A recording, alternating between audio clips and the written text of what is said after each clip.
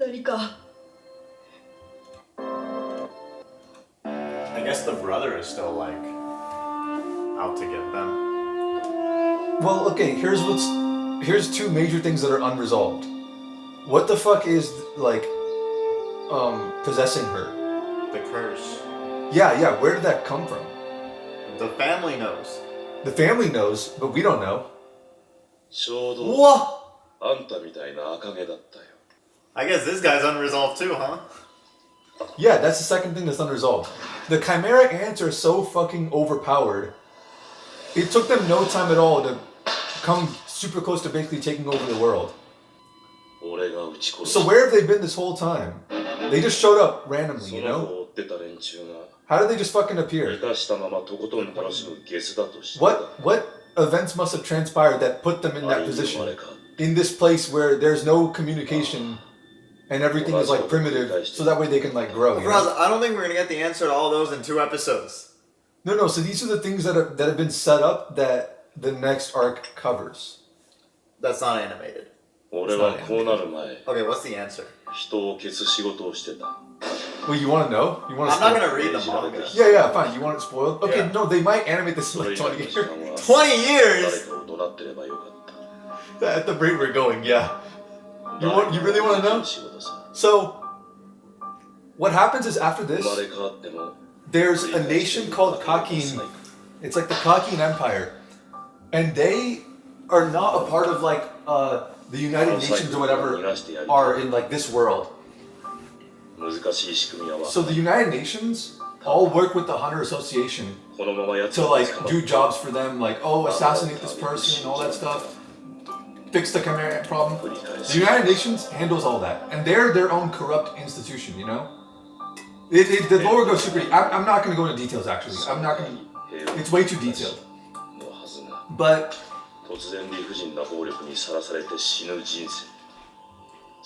basically, these people kind of go rogue, and they go, okay, we're going to go explore this unexplored land that people have wrote books about. So one of the people who wrote some of those books, who explored those lands, was Ging. That's how he got his 3 stars. He's an adventurer. Like he goes out and explores like the crazy unknown places. So they call it the Dark Continent because it's unexplored. And they have like a few manuscripts and things like that from people who went there. People who go there, the price of going there is that if you want to come back alive, you bring back a calamity. It's called a calamity. And there have been like 5 calamities. And one of them is called I. And that one is like a gaseous life form that possesses people. And that's the theory of what alluka is. That this life form has possessed her. So these calamities are like extremely powerful, like way more powerful than the chimera ants. Mm-hmm. But everything on the Dark Continent is like really dangerous. It's really dangerous to even go there. So these people set out on an expedition because there's so much danger over there. There's also so many things over there that are super beneficial. So there's like a thing called nitro rice, which lets you live way longer. So Netero made a trip to the Dark Continent. That's why he lived so long. So there's things in the Dark Continent that can give you crazy power, and there's that trade-off. Great things, but great reward, great risk, you know? So Netero and the Hunter Association and the United Nations in this world, which are called the V5, they were like, we're making a rule because it's too dangerous to go to the Dark Continent. Nobody can go there. But Netero actually has a kid.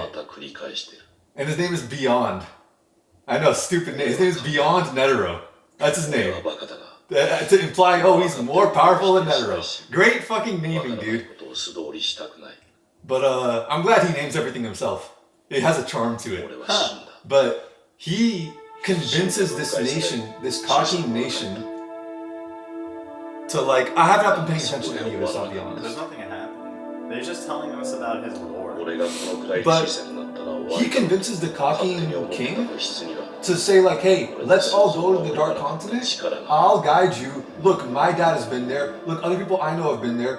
One of the Zoldyks, like Zoldyck, like one of the grandfathers or whatever, way earlier, also went there. And that's when he brought back that calamity that infected Alluka. And so he's like, I'll make sure we're safe. Let's go there and make this nation like the richest nation ever, you know? So he convinced this guy. And this guy creates an expedition. He's like, we don't have to follow your rules. We're going out there. So they create a ship. They go out there. And everyone is like, holy fuck, this is insane. Like, we gotta make sure like things go down right. So Ging pulls up on the ship. Hisoka's there. The Phantom Troop is there. Like, pretty much everybody's there. Gon's not there. Gon and Killua are not there. They're not in the story after this. And the main character ends up being Kurapika. So, what's happening? Actually, pause it. I want to make sure I explain this right. So, the theory, and everything's pretty much theorized because he's writing this right now.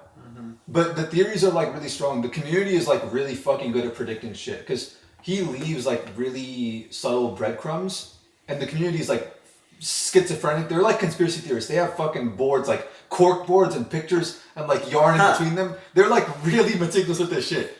So their theories generally are right, but the theory is someone went to the Dark Continent and brought back the ants to sabotage, to kill Netero and to sabotage the Hunter Association. And the person who did that, the theory is that it's Pariston. Really? Yeah, that's the theory. But he's still writing it though, right? He's still writing it, so it's not totally confirmed, but the theory is that Pariston was working with Beyond Netero to do that. Because Netero had his kid enslaved. He had his kid imprisoned. Because his kid was too powerful and his kid wanted to go to the Dark Continent and do all this crazy shit and risky shit, you know? But Netero went there and was like, nah, this is too much, we shouldn't be going here. So he worked with the UN to say like, hey, we're not going to the Dark Continent anymore. But then Beyond was like, oh, now that Netero's dead, now I can go and convince this guy and we can all go. And the Zodiac and these people, they won't stop me, you know? So, but at the same time, the real interesting part of the story, so that's the setting. We're on the ship called the Black Whale. And it's this like 5-tiered layered ship. It's so complicated. This dude just makes it more and more complicated every arc. Go to Discord. I sent a picture on Discord of like what the powers are like now. Because he has to make sure that, that everything follows the Nen conditions of like equivalent exchange, like everything has a price. So that right there, that's Prince Saradnik. That's the 4th Prince Saradnik. But, so what's happening is this Kakin Empire thing. What the fuck? Yeah. So, the thing is, they gave him a really overpowered ability, which is he could see into the future. He can predict the future, basically. He can see things before they happen. Can he? There's a lot of freaking restrictions. Yeah, there's a lot of restrictions. You want to give him an OP power, they also have to put a lot of crazy restrictions on it. So he's figuring it out. So, what happens is this. This is like the really fun part of the arc, which is the Kakin Empire, the guy is the guy who's the king. The way that empire works is that someone a very long time ago, like thousands of years ago, set a Nen like condition, a post-mortem Nen condition, something like that. He set some things up to where every time there's going to be a successor, like a birthright successor to be the next king from all the next princes and princesses, they have to fight to the death and compete with each other. And all of their the sacrifices of those people will go into the power of the next king. That's what kept them in power. Was this like really fucked up system that they had where all the siblings had to fight to the death when they wanted to, and nobody was you're not allowed to leave. It's like the wizard competition in Wizards of Waverly Place. Exactly! And you're not allowed to leave from it. So one of the guys was like, this is a fucked up system, I want to stop this. So he tries to call into question the system by saying, I'm not going to participate, and tries to shoot himself. But the thing is, each of these princes, and there's girls in this, but they're all called princes, gets a Nen beast. That's part of the conditions. They all have a Nen beast to help them with their like to try to succeed in this like succession. It's called the succession war. So each person is trying to. Some of them are not. Some of them are like, I want to leave this succession. I don't want to fight my siblings, but they're stuck in this. They're forced to. And the Nen Beast like stopped the bullet and was like, you're gonna participate in this. It's a kill or be killed. So they're all given abilities. They're all given Nen Beasts. They're all given. They can't see their own Nen Beasts. Other people can see them. And these are extremely overpowered beings. Each Nen Beast is totally unique. They all are representations of the darkest desires of the princes. So this guy's Nen Beast is like a fucked up, like tortured woman, you know? And they're all like, it's super complicated. It's super complicated actually. But this guy's basically a Nen prodigy. He summons a second Nen Beast just randomly on his own. So he actually has two. And each of them are assigned guards. And they're all playing with each other. Each Nen Beast has its own ability. And they also have their own abilities. They're also learning Nen while they're on that ship. So they're developing their own abilities. And their Nen Beasts have their own abilities. And they don't really have any control over it. It's just their darkest desires that are like telling the Nen Beast what to do. And they can't really stop it. But those Nen Beasts are trying to help them. So there's one Nen Beast, like fifth Prince Camilla, or third Prince Camilla, or something like that. And her Nen Beast is like, she's pretty much immortal in a sense, because if someone kills her, the Nen Beast, which is like a cat thing, will take that person's life force and put it in her so she comes back to life and that person dies instead. Well, that seems like cheating. It seems like cheating, but then one of the princes figured this out and just locked her up in prison. So she's just out of it now. And now she can't do anything because her Nen Beast ability only works when someone kills her. But if no one's killing her and everyone knows this, then she's out of the race, basically. Yeah. No one's going to do anything. Well, can't she technically just win then? I don't know. Maybe unless she dies of starvation. Yeah, I don't know. Maybe that'll happen. I don't know. But there's like I think a couple of the princes have already been. I think these two princes who were like twins, these two girls who just wanted to like leave and escape, I think they've already been killed. But Kurapika's there, and he's one of the guards. There's a few. Each one of them has a few guards. So one of them, some of them are young. There's there's 14 of them, and you know they get younger and younger because this dude was just fucking his whole life basically. And there's like 9 wives, but they're not part of the succession. It's only the kids, and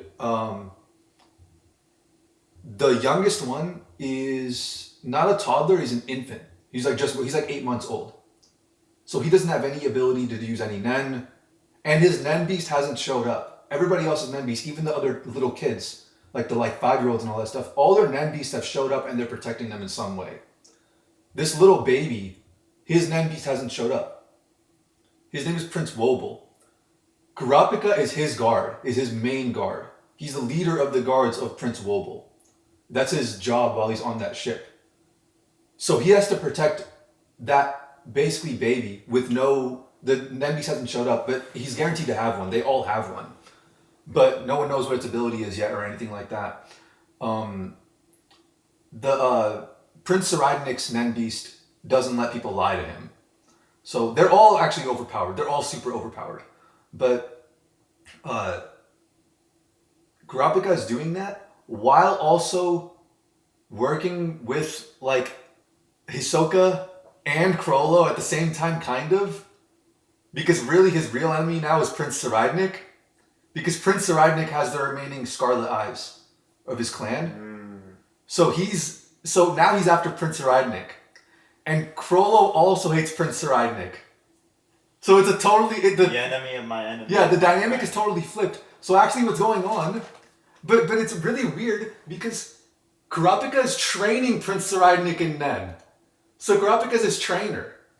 It gets really complicated. It's really weird, but it's super fascinating. It's super fun. There's an ability called Silent Majority. There's a Nen STD going around. What the fuck? Yeah. So there was this one named neferpitou, and she has some crazy lore where that nation, Kakim, they have like sex slaves, you know? They're pretty typical, but for like nations nowadays, you know? But so they have a whole class of sex slaves. They just call them flesh. And what happened was she was like swapped at birth, or something happened where she is actually a rightful successor. And she was swapped at birth with somebody else. But she has her own like nen beast and all this stuff. And she is like a legit Princess Neferpitou. And she went and I honestly don't even remember what happened. This is all being written right now. But it's like a crazy, and she was imprisoned and enslaved and raped all throughout, and so was her mother, like growing up. And now she's like a nen monster, like just completely consumed with rage and wants to like tear down everything. And so like her abilities are crazy too. It's like drama between all these, like, I think it's 12 people. There's a lot more people involved too. And there's new characters as well, like outside of this. It's so deep. It's so interesting. And there's like deep philosophy happening here too. None of it's animated. Gon's not a part of it. Killua's not a part of it. Leoria's not a part of it. Those are the three best characters. But Hisoka and Chrollo have their fight. And who wins? So Chrollo wins, but Hisoka uses bungee gum as a defibrillator before he dies. He sets the condition he basically manipulates his nen and says, okay, I'm gonna die, so bungee gum continue to pump my hearts. And that's what he has going on right now. So he's driven by his nen, and he's developed more abilities. So if he ever fights Knuckle, he busts, he's fucked. True. And now Hisoka's way more overpowered. Hisoka's like 50 times more powerful right now than he is right now. So if they fight again, Hisoka will just win easily. So now Chrollo is like frantically trying to go like, oh shit, what do I do? I need to stock up on more powers. So Chrollo is trying to do that. So Chrollo is going around the boat, like the ship, just trying to take as many powers as he possibly can, trying to strategize. How big is this fucking ship? It's a pretty big ship. It's like Sweet Life on Deck. And what's it called? It really is like Sweet Life on Deck. Kurapika's like Mr. Mosby. Saraivnik is like London Tipton. They even have their own Zack and Cody, which is Hisoka and Chrollo. Yeah, but Hisoka is going around just killing people. So Hisoka can now disguise himself with, Tetra Surprise. He could just use that on himself, and he's able to disguise himself as anybody now. His abilities are supercharged now. So he's going around disguising himself as other people who are allied with the Phantom Troop and things like that. And he's just massacring the Phantom Troop one by one. Because how I don't know if they established this. If somebody dies, they replace them. No, if somebody dies, that ability in Chrollo's book goes away. So I don't think they mentioned it. Did they mention it? I don't think so. Neon Nestrad, remember the girl with the fortune teller? So he took her ability, but I think after this, she dies. She dies pretty quickly. I don't know what some mafia thing happens. Yeah, she dies, and then his ability goes away. So Chrollo, to protect himself, has taken all the Phantom Troop's abilities. So now he's just going around killing all the Phantom Troop, and he's already killed like 3 of them. Chrollo is? Hisoka. Yeah. Just to get rid of Chrollo's abilities. Because now Hisoka's like, I just want to fucking kill everyone. So it's a crazy, it's so much fun. And it's honestly better than the Chimera Ants arc. And if it gets animated one day, it'll be fucking amazing. But that place where they're going, that answers the questions of how the fuck Netero lived this long, where the Chimera Ants came from, what alluka is. There's also other calamities. And that's also what Jing's been doing. Jing's been trying to explore the Dark Continent, plus places around the Dark Continent, plus places in the normal world that are just unexplored, and just document his travels. That's why he's so hard to find, because he goes to these places that other people don't ever want to go to. So when will that get released? I mean, he's writing it right now. He's on a pretty good pace, actually, relatively. So when will that get released? When we're like 85 or something, dude. Well, I'll fries. That's too long from now. I don't know. It seems like a reasonable amount of time. It's fine. Look, we wouldn't have had this kind of story if He didn't take this long to do it. No, think about it. No, he has these health conditions. How old is this guy? Like 50. He's gonna die before we've all accepted this. It's well understood. This thing is supposed to be 1,000 episodes. It's supposed to be like One Piece. But this is just like story on story on story. There's no like. No, that's how One Piece is. There's no like actual supposed to be like an ending to it. Yeah. That's the thing with these guys, with Togashi and Oda. Oda's the guy who made One Piece. These guys are just maniacs who just love telling stories. They don't care about anything else. So, if Togashi was like, oh, let me write the story quicker to finish the story, we probably wouldn't have ended up getting something like this. Yeah. This kind of thing can exist. It's totally unique. Hunter x Hunter is totally unique in the manga world. This anime is very similar to other animes. In the manga world, it's very different. The manga is actually really dark. The manga shows... You're telling me it wouldn't be like sold in the comic book store? No! Dude, the manga pretty much starts Leoria's story with his best friend dying and him being unable to save him, and that's his motivation for being a doctor. Like, they don't show any of this in the anime. The anime is really neutered compared to... It's very anime compared to the manga. The manga is totally unique in the manga world. There's nothing else like it. But that's the Nen condition. That's his condition. He's like, I'm gonna go so slow, and I'm gonna never finish this. In return, you get this totally unique thing. You can't have it both. You can't have Togashi be too powerful. He needs to have a condition holding him back. That's true. Why are we getting this guy's story? So that's that's Kite. That's the kid? The baby? That's the baby. But Kite's ability somehow, I don't know, I forgot how, allows him to reincarnate. That little baby that Colt was taking care of. Yeah. That's her, right? Yeah. How long has it been? I don't know, I think it's going like a normal child, right? Oh no, wait, no, that would be way too, this is way too fast. Yeah, never mind. I don't know. Oh good, this is good. You know what fans are really upset about? They didn't mind so much that they killed off Kite. They're really upset that Kite's a girl. Bro, I hate that Kite's a girl, honestly. Why, dude? Yeah, but in like the grand scheme of things, at least he's still alive. I'd rather him be dead than be a girl.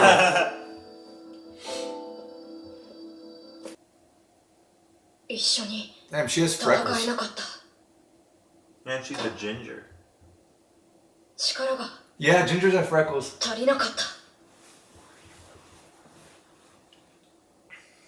Oh, that's the bubblegum person.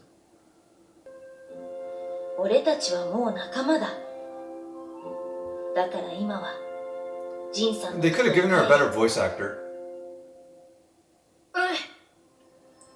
Well, here's why I'm like semi-okay with it, is because at least he's still technically alive, and it's not like we have to sit through his character, like the girl part of him. There's only an episode left after this. Like, that's probably the send-off.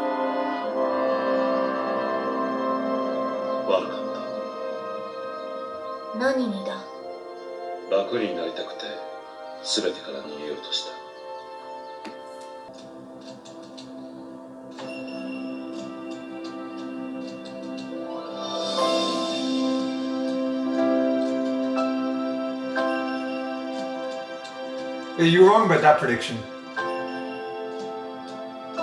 Well, I thought there was going to be a condition. There's always a condition.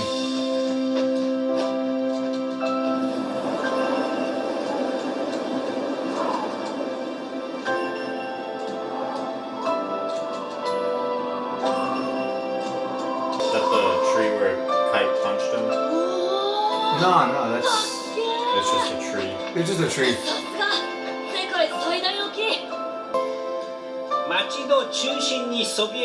What city is that? 地上からの高さは1784型にできておりません。この木を登ることは禁止されていませんが、倒木だと契約書へのサインが必要です。500メートル地点まではエレベーターか階段で行けますが、そこから先は命がけです。残る 1% は落下して命を落とします。There was like this mountain hill kind of thing, like by the beach, and it was like, do not go down this thing. If you go down, it's very expensive for rescuers to come, and you will be stuck down there for multiple hours. That's what the sign said. じゃあ、こいつはお前がきっかけでこうして外に出られたし。What like even beneficial part of the story could even happen in the last episode? He just talks to Ging. Which I guess is what we've been waiting for the whole time. Yeah. 感謝してんのは俺たちの方なんだよ。はい。そんな。俺の方こそ本当にありがとう。Wow, what a good full circle moment here. Wait, what was the full circle moment? 俺はこれから。Did I say yeah, just agreeing for no reason? Probably. What was the full circle moment? He saved Dawn and helped him out, but because Dawn ditched him and did the whole thing where he almost died, his sister got free. 親父さんによろしくな。いい妹だろ。悪いけどお前二の次だから。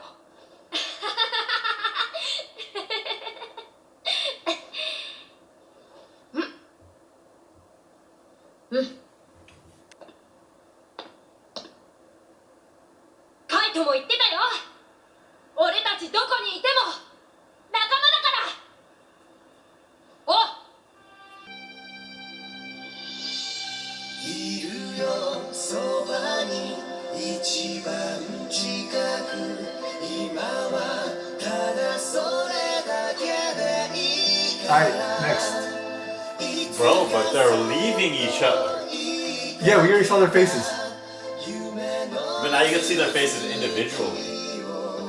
This is not an Indian soap opera. I don't need to see their face individually. Oh, this is the whole recap. Oh, that's the old, The old art style? No, this is the old song. The old outro song. Oh, really? Yeah, do you remember this? No. This is like the Greed Island song or whatever.